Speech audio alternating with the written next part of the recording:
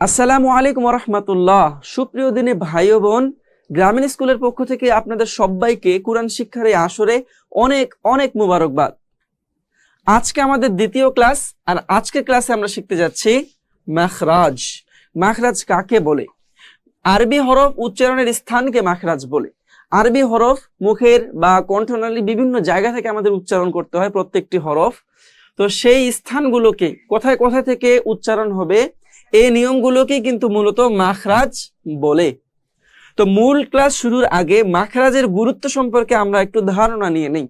দেখুন, এখানে কিন্তু দুইটা আয়াত আছে। এই দুইটি আয়াতের মধ্যে প্রথম আয়াতটি কিন্তু সঠিক এবং দ্বিতীয় আয়াতটি কিন্তু ভুল। আমরা মূলত সবসময় দ্বিতীয় আয়াতটি পড়ে থাকি বা দ্বিতীয় নিয়মে আয়াতটা আমরা পড়ে থাকি।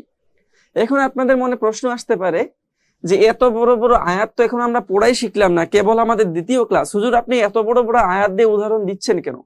আসলে আমি পুরো আয়াত আপনাদের বোঝাতে চাচ্ছি না, জাস্ট এই পুরো আয়াতের মধ্যে প্রথম যে হরফগুলো আছে, এখানে কফ এবং এখানে কাফ, এই দুইটি হরফের মধ্যে আমাদের তারতম্য হয়ে যায়। পড়তে হবে আমাদের কফ, কিন্তু আমরা পড়ে ফেলি কাফ। এই পার্থক্যটা আমরা একটু বোঝার চেষ্টা করব।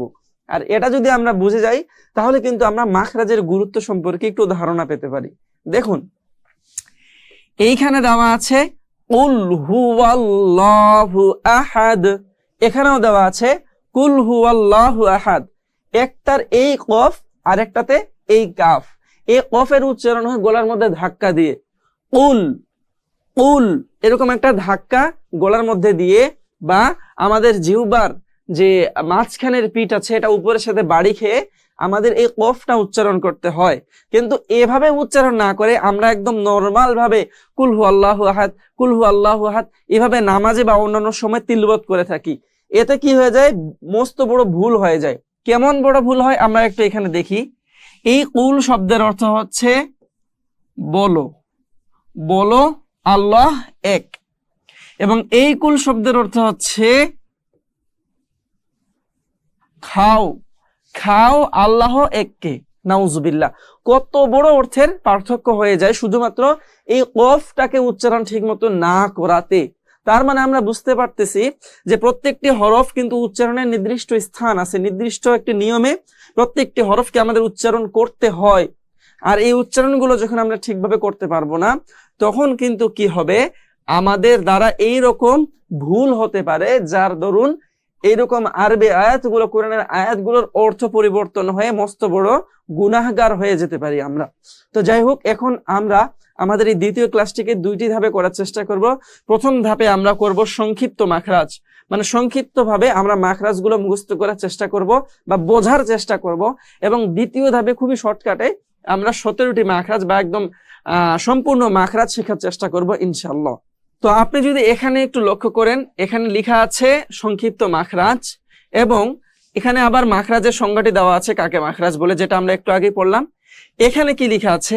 মাখরাজ মূলত 17টি, তবে এই 17টি মাখরাজ সহজভাবে অন্য নিয়মেও পড়া যায়। দেখুন, এই জায়গায় আমরা ছোট্ট ছোট্ট কয়েকটি মেইন হরফ, এই হরফগুলো উচ্চারণ আগে শিখে নিব, এরপরে আমরা বিস্তারিতভাবে 17টি মাখরাজ শেখার চেষ্টা করবো ইনশাল্লাহ। দেখুন, এখানে মূলত নরম করে দুইটি হরফ উচ্চারিত হয়, নরম করে দুইটি হরফ উচ্চারিত হয়। জিহ্বার কথা থেকে কিভাবে উচ্চারণ হবে না হবে আমরা যখন একটু পরে 17টি মাখরাজ পড়বো, তখন আমরা খুব ভালোভাবে সেগুলো চর্চা করে নেব ইনশাল্লাহ। তবে এখন আমরা সংক্ষিপ্তভাবে এতটুকু বোঝার চেষ্টা করি, এখানে যে দুইটি হরফ আছে, এই দুইটি হরফ নরম করে পড়তে হয় জিহ্বার আগা দিয়ে। কিভাবে? সা, সা। লক্ষ্য করে দেখবেন, আমি কিন্তু এখানে সা বলতেছি না। সা বলতে গেলে এটা নরম থাকতেছে না, এটা শক্ত হয়ে যাচ্ছে। নরম করতে গেলে সা, সা, এবং এটা জাল, জাল, সা, জাল। এই দুইটি হরফ আমাদেরকে কি করতে হচ্ছে? নরম করে পড়তে হচ্ছে। এরপরে দেখুন, চাপ দিয়ে দুইটি হরফ, এই দুইটি হরফ আমাদেরকে গলার মধ্যে চাপ দিয়ে পড়তে হবে, হা এবং আইন, হা আইন। লক্ষ্য করে দেখবেন, আমি কিন্তু এখানে হা বলতেছি না, হা বলতেছি না, এখানে আমি বলতেছি হা, হা। আরেকটি এটার সাথে যে হা আছে, এই হাটি কিন্তু হা উচ্চারণ হয়, হা নরমাল ভাবে একটু শক্ত করে, কিন্তু এখানে চাপ দিতে হবে, হা, হা এবং আইন। এবং এখানে আছে মোট একটা হরফ, এই হরফটিকে ধাক্কা দিয়ে পড়তে হয়। মাখরাজের মধ্যে বা গলার মধ্যে ধাক্কা দিয়ে একটা উচ্চারণ হয়, যেটা আমি একটু আগে আপনাদেরকে উদাহরণ দিয়ে বোঝানোর সময় বুঝিয়ে দিয়েছিলাম যে অফ অফ অফ, এভাবে করে এই হরফটি কিন্তু উচ্চারণ করতে হয়। তো মূলত এই হরফগুলো দ্বারা আমাদের ঠিকভাবে উচ্চারণ করতে না পারার কারণে অনেক বড় বড় ভুল হয়ে যায়। তো সংক্ষিপ্ত আকারে আমরা এই হরফগুলোর উচ্চারণ একটু ভালোভাবে শিখে নিলাম। এখন আসুন আমরা আমাদের ক্লাসের দ্বিতীয় ধাপে, মানে যেখানে আমরা একদম ভালোভাবে 17টি মাখরাজ একটু চর্চা করতে পারবো। তো আজকের মাখরাজ শিক্ষা যেই ক্লাস, এই ক্লাসের আমরা দ্বিতীয় পর্বে চলে আসলাম। এই পর্বে আমরা 17টি মাখরাজ একটু সংক্ষিপ্ত আকারে বা সুন্দরভাবে একটু কিভাবে উচ্চারণ করতে প্রত্যেকটি হরফ আমরা শিখে নিব। দেখুন, সর্বপ্রথম যেই মাখরাজ সেটা হচ্ছে হলকের বা হলক শব্দের অর্থ হচ্ছে কণ্ঠনালী। কণ্ঠনালীর শুরু হতে এই দুইটি হরফ, এখানে দুইটি হরফ দেওয়া আছে, এই হরফগুলো পড়তে হয়। একটা হচ্ছে হামজা হা, হামজা হা, একদম শুরু হতে, কণ্ঠনালীর শুরু হতে আমাদেরকে এই দুইটি হরফ উচ্চারণ করতে হবে। এরপরে কণ্ঠনালীর মধ্য হতে এই দুইটি হরফ পড়তে হবে, আইন হা। আপনি যদি একদম মানে গলার একদম প্রথম বা শেষ ভাগেও না, একদম মাঝখান দিয়ে যদি আপনি একটু চাপ দিয়ে পড়ার চেষ্টা করেন, তাহলে এই দুইটি হরফ পড়তে পারবেন, আইন হা। মাঝখানের কণ্ঠনালীর মাঝখান থেকে যদি একটু চাপ দিয়ে চেষ্টা করলে কিন্তু এই দুইটা হরফ সুন্দরভাবে উচ্চারণ করা যায়। এরপরে কণ্ঠনালীর শেষ হতে দুইটি হরফ, সেটা হচ্ছে গইন খ, একদম শেষের দিকে আসে, গইন হ, গইন হ। এটা একদম ভিতর থেকে বের করার দরকার নাই, বাইরে থেকে একদম শেষ ভাগ হতে। এরপরে 4 নাম্বার মাখরাজ যদি আমরা একটু লক্ষ্য করি, জিহ্বার গড়া তার বরাবর উপরে তালুর সঙ্গে লাগাইয়া একটি হরফ পড়তে হয়, সেটা হচ্ছে অফ। এই যে আমাদের জিহ্বা আছে না একদম গোড়ার দিকে, এই গোড়ার দিকে যখন আমরা ওই গোড়াটা উপরে তালুর সাথে একবার বাড়ি দেই বা একবার লাগিয়ে যখন কফ উচ্চারণ করতে যাই, আমি প্রথম পর্বে যেভাবে কফ উচ্চারণ শিখিয়েছিলাম ঠিক সেভাবে কিন্তু কফের উচ্চারণটা আমাদের বের হবে। তাহলে উচ্চারণটা কি হবে? অ, একদম জিহ্বার গোড়াটা উপরে তালুর সাথে লাগাতে হবে, অ, অফ। এরপরে দেখুন 5 নাম্বার মাখরাজ, জিহ্বার গোড়া থেকে একটু আগে বাড়িয়ে তার বরাবর উপরে তালুর সঙ্গে লাগিয়ে পড়তে হয় কাফ। কাফ জিহ্বার গোড়া থেকে একটু সামনের দিকে আসে, ওই জিহ্বার ওই জায়গাটা আমাদের তালুর সঙ্গে লাগাতে হবে, তাহলে কি হবে? কাফ উচ্চারণ হবে। এরপরে 6 নাম্বার মাখরাজ একটু দেখে নেই, জিহ্বার মাঝখান হতে তার বরাবর উপরে তালুর সঙ্গে লাগিয়ে পড়তে হয় জিম শিন ইয়া। জিহ্বার মাঝখান মানে এই জিহ্বার একদম গোড়াও না একদম আগাও না, মাঝখানের জায়গাটা থেকে যদি আমরা উপরে তালুর সঙ্গে লাগিয়ে এই 3টি হরফ উচ্চারণ করি, তাহলে এই 3টি হরফের সঠিক উচ্চারণ আমরা করতে পারবো, জিম শিন ইয়া। জিহ্বার মাঝখানটা কিন্তু উপরে তালুর সাথে লাগতেছে। এরপরে দেখি 7 নাম্বার মাখরাজ কি বলতেছে এখানে, জিহ্বার গড়ার কোণা, জিহ্বার গড়ার যে কোণা আছে এক পাশের কোণা, এই কোণার সামনের উপরের এক পাশের দাঁতের গোড়ার সঙ্গে লাগিয়ে পড়তে হয় দত। দত লক্ষ্য করে দেখবেন, দোয়াত যদি আপনি পড়তে যান, দোয়াত, এই দোয়াত পড়তে গিয়ে কিন্তু এই জিহ্বার যে গড়ার কিনারা আছে বা কোণা আছে, এই জায়গাটি একটি দাঁতের সামনের উপরের এক পাশের দাঁতের গোড়ার সঙ্গে লাগিয়ে কিন্তু দোয়াত দোয়াত এভাবে এই দোয়াত পড়তে হয়। এরপরে দেখুন 8 নাম্বার মাখরাজ কি বলেছে এখানে, জিহ্বার আগার কোণার, এবার জিহ্বার সামনে চলে আসলাম, আগা, এই জিহ্বার আগার কোণা এক পাশের কোণা সামনের উপরের এক পাশের দাঁতের গোড়ার সঙ্গে লাগিয়ে পড়তে হয় লাম। লাম লক্ষ্য করে দেখবেন, আপনিও উচ্চারণ যদি আমার সাথে সাথে করতে চান, তাহলে লামটা উচ্চারণের ক্ষেত্রে এই জিহ্বার যে আগা আছে এর কোণাটা সামনের উপরের এক পাশের দাঁতের গোড়ার সঙ্গে লাগিয়ে কিন্তু এই লামটা উচ্চারণ হচ্ছে।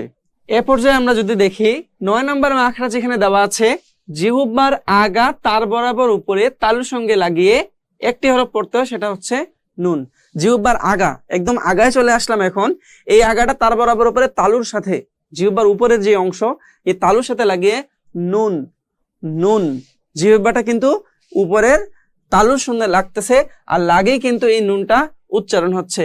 এরপরে 10 নাম্বার মাখরাজ, জিহ্বার আগার পিঠ, জিহ্বার আগার পিঠ তার বরাবর উপরে তালুর সঙ্গে লাগিয়ে পড়তে হয় র, মানে একদম জিহ্বার আগা না, একটু ভিতরের দিকে মানে পিঠ টাইপের যে জায়গাটি, এই জায়গাটি আমাদের উপরে তালুর সঙ্গে লাগিয়ে পড়তে হবে র র র। 11 নাম্বার মাখরাজ, জিহ্বার আগা সামনের উপরের 2 দাঁতের গোড়ার সঙ্গে লাগিয়ে পড়তে হয় তা দাল তো, তা দাল তো। 12 নম্বর মাখরাজ, জিহ্বার আগা সামনের নিচের দুই দাঁতের আগার সাথে লাগিয়ে পড়তে হয়। যা সিন সোয়াদ, ঝা সিন সোয়াদ। 13 নম্বর মাখরাজ, জিহ্বার আগা সামনের উপরের দুই দাঁতের আগার সাথে লাগিয়ে পড়তে হয়। জিহ্বার আগা সামনের উপরের যে দাঁত আছে এই দাঁতগুলোর আগার সাথে, জিহ্বার আগা এবং দাঁতের আগা একসাথে লাগিয়ে পড়তে হয় কি? সা জাল জ, সা জাল জ, সা জাল জ। এরপরে 14 নম্বর মাখরাজ, নিচের ঠোঁটের পেট সামনের উপরে দুই দাঁতের আগার সাথে লাগিয়ে পড়তে হয়। এই যে নিচের ঠোঁট আছে আমাদের, তার নিচে একটু ভিতরের দিকে যে পেট টাইপের জায়গাটি আছে, উঁচু জায়গাটা, এই জায়গাটা আমাদের সামনের দুই দাঁতের আগার সাথে লাগিয়ে পড়তে হয় কি? ফা ফা ফা ফা। এরপরে 15 নম্বর মাখরাজ, দুই ঠোঁট হতে মিম বা এবং ওয়াও পড়তে হয়। মিম দুই ঠোঁট দিয়ে, মিম বা। কিন্তু ওয়াও উচ্চারণের ক্ষেত্রে কি লিখছে? ওয়াও উচ্চারণের সময় দুই ঠোঁট গোল করতে হবে, ওয়াও ওয়াও ওয়াও, এভাবে পড়তে হবে। এরপরে আসি 16 নম্বর মাখরাজ।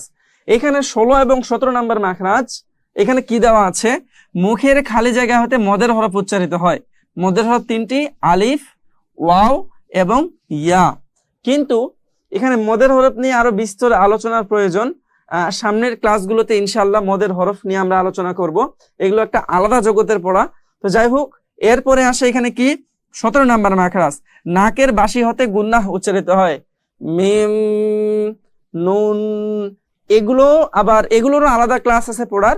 তো এই দুইটি মূলত সেভাবে উচ্চারণের ক্লাস নয়। এই দুইটি মাখরাজ আমরা আলাদা আলাদা করে আলাদা বিভিন্ন সময় ওয়াজিব গুন্নার ক্লাস আছে, মদের হরফের ক্লাস আছে, সেই ক্লাসগুলোতে আমরা বোঝার চেষ্টা করবো ইনশাআল্লাহ। তো যাই হোক, আজকে দ্বিতীয় ক্লাস। এই দ্বিতীয় ক্লাসে আমরা শিখলাম সংক্ষিপ্ত আকারে মাখরাজ প্রথমে শিখেছি, তারপরে একদম 17টি মাখরাজ, এক এক করে প্রত্যেকটি মাখরাজ কোন হরফ কোথা থেকে উচ্চারণ হবে এই সমস্ত হরফগুলো আমরা উচ্চারণ করে প্র্যাকটিক্যালি চেষ্টা করেছি। তো আশা করা যায় আমরা উচ্চারণগুলো শিখে গিয়েছি। একদিনে হয়তো উচ্চারণগুলো আয়ত্ত করা সম্ভব হবে না, তাই আমি অনুরোধ করব প্রতিদিন যখনই আমরা এই হরফগুলো পড়বো, ব্যবহার করব, তখনই ঠিক এইভাবে হরফগুলো উচ্চারণ করার চেষ্টা করব ইনশাআল্লাহ। তো আজকের মতো এই পর্যন্তই। ভালো থাকুন, সুস্থ থাকুন। আপনাদের সাথে দেখা হবে আগামী ক্লাসে ইনশাআল্লাহ। আসসালামু আলাইকুম ওয়া রাহমাতুল্লাহ।